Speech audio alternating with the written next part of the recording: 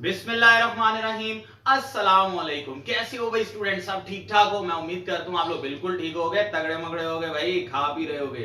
खाने पीने के साथ जरा स्टडी भी करना जरूरी है, ठीक है। तो जनाब केमिस्ट्री में आज मैं आपके साथ जो डिस्कस करने जा रहा हूँ टॉपिक, वो है हमारे पास एटम। एटम क्या होता है, एटम किस किस तरह के हो सकते हैं, या उसके अलावा सब एटॉमिक पार्टिकल्स, यानी कि एटम जिन पार्टिकल से मिलकर बना हुआ है। तो आइए बात शुरू करते हैं जनाब एटम से।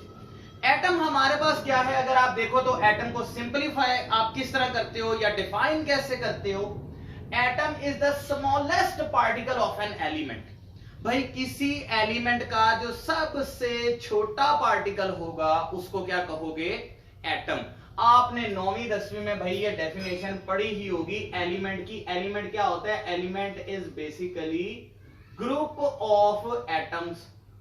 तो भाई अगर ये एटम्स का ग्रुप है तो इसी चीज को सोच के आप ये डेफिनेशन बना सकते हो कि इसी ग्रुप का जो स्मॉलेस्ट पार्टिकल होगा क्या वो एटम नहीं होगा? जरा सोचो। तो इसी चीज को मद्देनजर रखते हुए हम अपनी ये डेफिनेशन कह सकते हैं कि भाई atom is the smallest particle of an element. अगली बात अब क्या है, which can take part in chemical reaction. भाई ये जो केमिकल रिएक्शन हो रहे हैं आपके पास, एटम्स ही तो कर रहे हैं। तो इतनी बात पहले साबित हो गई, atom is the smallest particle of an element which can take part in chemical reaction. अच्छा, अब ये जो एटम है हमारे पास, इनको हम मजीद डिवाइड करते हैं इनकी एग्जिस्टेंस के हवाले से। कुछ एटम्स हैं वो डिपेंडेंटली एग्जिस्ट करते हैं, कुछ एटम्स इनडिपेंडेंटली एग्जिस्ट करते हैं। ऐसे समझ नहीं आ रही बात? देखो जरा इधर मैंने क्या लिखा है, which can take part in chemical reaction which may और मे नॉट एग्जिस्ट इंडिपेंडेंटली। अब ये कौन से एटम्स हैं जो इंडिपेंडेंटली एग्जिस्ट करते हैं और कौन से हैं जो डिपेंडेंटली एग्जिस्ट करते हैं? तो भाई पहले हम बात कर लेते हैं इंडिपेंडेंटली जो एग्जिस्ट कर रहे हैं। क्यों? वो है थोड़े से। भाई देखो, ऐसे एलिमेंट विच में एग्जिस्ट इंडिपेंडेंटली, मतलब उनको एग्जिस्ट करने के लिए किसी और एटम की जरूरत नहीं है। वो कौन से एलिमेंट्स हैं हमारे पास, वो कौन से एटम्स हैं स्टूडेंट्स? वो हैं noble gases. Helium, neon, argon, krypton, xenon, radon, ये इंडिपेंडेंटली एग्जिस्ट करते हैं। क्यों? देखो भाई, कोई चीज एग्जिस्ट कब करती है? जब वो स्टेबल हो। और एटम की स्टेबिलिटी का जो म्यार है हमारे पास वो क्या है? वो है कि एटम के आउटर मोस्ट शेल में या तो 2 इलेक्ट्रॉन हो तो या 8 इलेक्ट्रॉन हो। ठीक है, यानी कि कोई भी एटम स्टूडेंट्स तब स्टेबल होगा जब वो डुप्लेट या ऑक्टेट रूल को सेटिस्फाई कर रहा हो। यानी कि या तो उसके आउटर मोस्ट शेल में 2 इलेक्ट्रॉन हो जिसको हम डुप्लेट रूल कहते हैं, या उसके आउटर मोस्ट शेल में 8 इलेक्ट्रॉन हो जिसको हम ऑक्टेट रूल कहते हैं, फिर वो स्टेबल होगा। अब इनमें अगर हम हीलियम, नियोन, आर्गोन, क्रिप्टॉन और जीनॉन को देखें तो हीलियम जो है उसके आउटर मोस्ट शेल में स्टूडेंट्स 2 इलेक्ट्रॉन है, that is why it is stable, so it is existing independently. इसको एग्जिस्ट करने के लिए किसी पे डिपेंड करने की जरूरत नहीं है। ओके, अब आ जाते हैं हीलियम के बाद neon, argon, krypton, xenon, radon, इन सब में ऑक्टेट रूल सेटिस्फाई होता है। इन सब के आउटर मोस्ट शेल में 8 इलेक्ट्रॉन है, so they are also stable, so they can exist independently. ये किसी पे डिपेंडेंट नहीं होते। लेकिन नोबल गैसेस हो गई एक तरफ, जो कि हमारे पास क्या है, विच मे एग्जिस्ट इंडिपेंडेंटली। अब आते हैं ऐसे एटम्स की तरफ कि जो इंडिपेंडेंटली एग्जिस्ट नहीं करते, मे नॉट एग्जिस्ट इंडिपेंडेंटली। वो कौन से एलिमेंट्स हैं भाई? Except noble gas. बस नोबल गैसेस आप एक तरफ कर दें क्योंकि वो तो इंडिपेंडेंटली एग्जिस्ट कर रही हैं।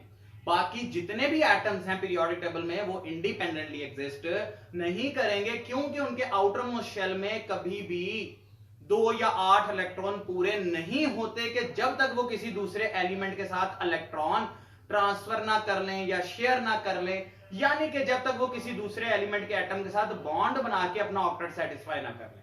ठीक है, ये देख मिसाल के तौर पे जी आपके पास क्या है, ऑक्सीजन है जी, O2।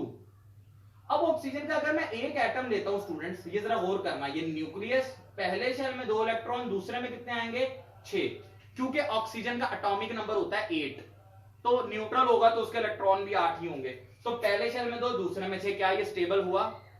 भाई नहीं हुआ स्टेबल।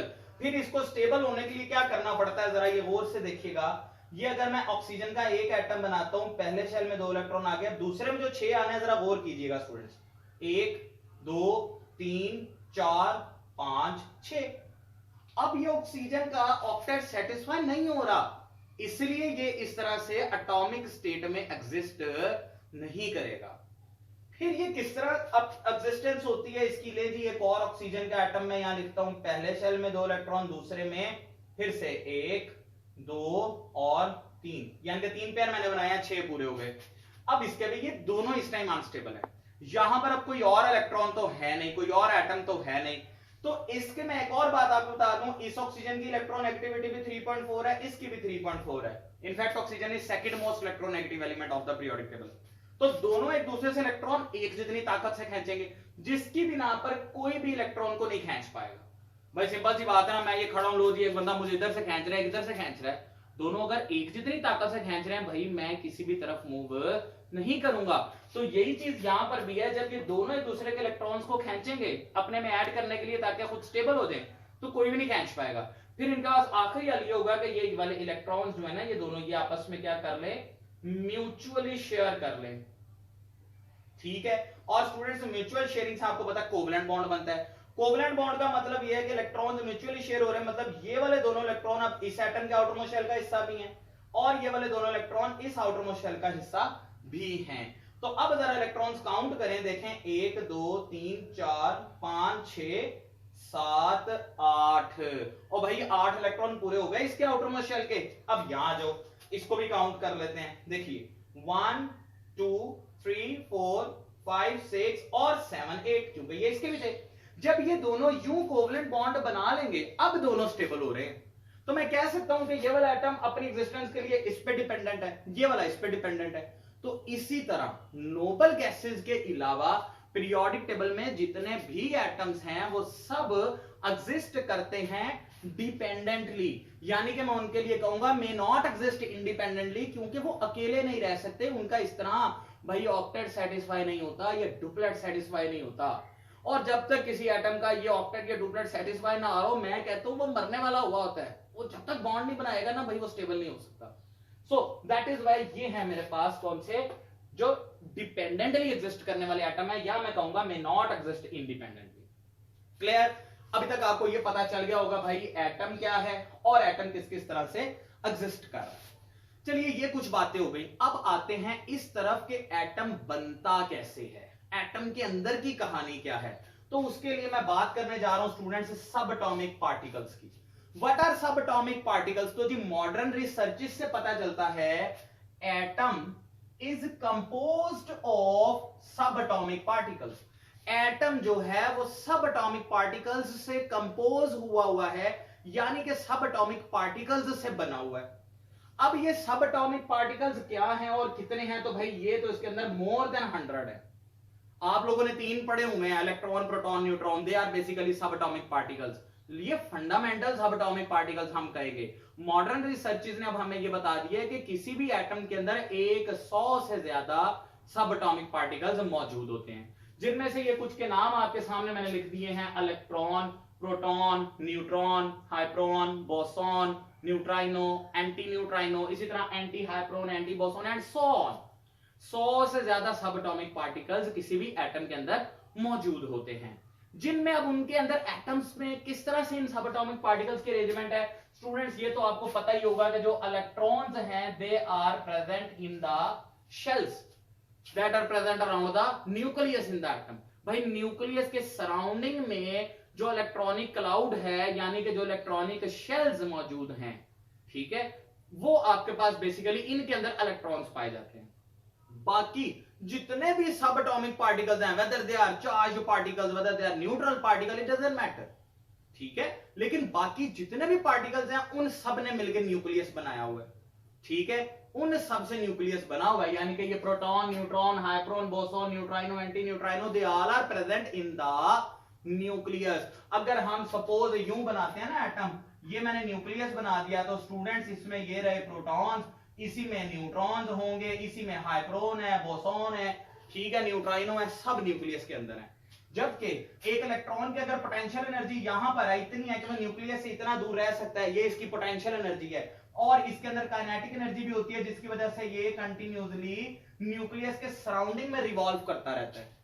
ठीक है, क्योंकि न्यूक्लियस अट्रैक्ट भी तो कर रहा है ना इलेक्ट्रॉन को, तो इलेक्ट्रॉन तो सीधा मूव करना चाहेगा, लेकिन न्यूक्लियस की अट्रैक्शन इतनी होगी कि वो टुवर्ड न्यूक्लियस फिर यू राउंड में चला जाता है। तो इलेक्ट्रॉन में पोटेंशियल और काइनेटिक एनर्जी दोनों है। न्यूक्लियस से जितना दूर होगा इसका मतलब पोटेंशियल एनर्जी उतनी ज्यादा है। और जैसे कोई ये मार्कर है भाई, ये ग्रेविटी से जितना दूर होगा इसमें पोटेंशियल एनर्जी उतनी ज्यादा हो जाएगी। तो कोई चीज अगर खींच रही है ना और आप उसके अपोज उस ऑब्जेक्ट को लेकर जा रहे हैं, तो उसमें पोटेंशियल बढ़ रहा है, उसकी पोटेंशियल एनर्जी बढ़ रही है। इलेक्ट्रॉन के लिए न्यूक्लियस जो है वो अट्रैक्शन है। तो इलेक्ट्रॉन न्यूक्लियस से जितना फर्दर अपार्ट जाएगा, जितना दूर जाएगा, इसमें पोटेंशियल एनर्जी उतनी बढ़ती जाएगी। और काइनेटिक एनर्जी भी इसमें है, जिस वजह से ये कंटिन्यूसली मूव कर रहा है, बट अट्रैक्शन की वजह से फिर ये सर्कुलर मूव करता है। तो ये हमारे पास बेसिकली दीज आर दैट सब atomic particles through which atom is composed of. Alright, तो ये आपने कुछ एटम की कंपोजिशन देख ली। और एक और बात बता दूं, all those sub atomic particles that are present in the nucleus are called nucleons. तमाम सब एटॉमिक पार्टिकल्स जो एटम के न्यूक्लियस के अंदर मौजूद होते हैं उनको न्यूक्लियॉन कहते हैं। यानी कि इलेक्ट्रॉन के अलावा बाकी तमाम सब एटॉमिक पार्टिकल्स न्यूक्लियॉन्स कहलाएंगे। ऑलराइट, ले जी एट द एंड एक शॉर्ट सी मैं आपके साथ डिस्कशन करना चाहता हूं बर्जीलियस के वर्क पे। जे बर्जीलियस जो कि एक स्वीडन का कीमियादान था, एक स्वेरिश केमिस्ट था, जे बर्जीलियस, इनकी क्या कंट्रीब्यूशन थी जनाब? जितने भी एलिमेंट्स इनके दौर में डिस्कवर हुए थे, इन्होंने उन तमाम एलिमेंट्स के एटॉमिक मैसेज के बारे में स्टडी किया और उनके सिंबल्स के बारे में। फॉर एग्जांपल अगर मैं बात करता हूं स्टूडेंट्स सोडियम की, सोडियम हमारा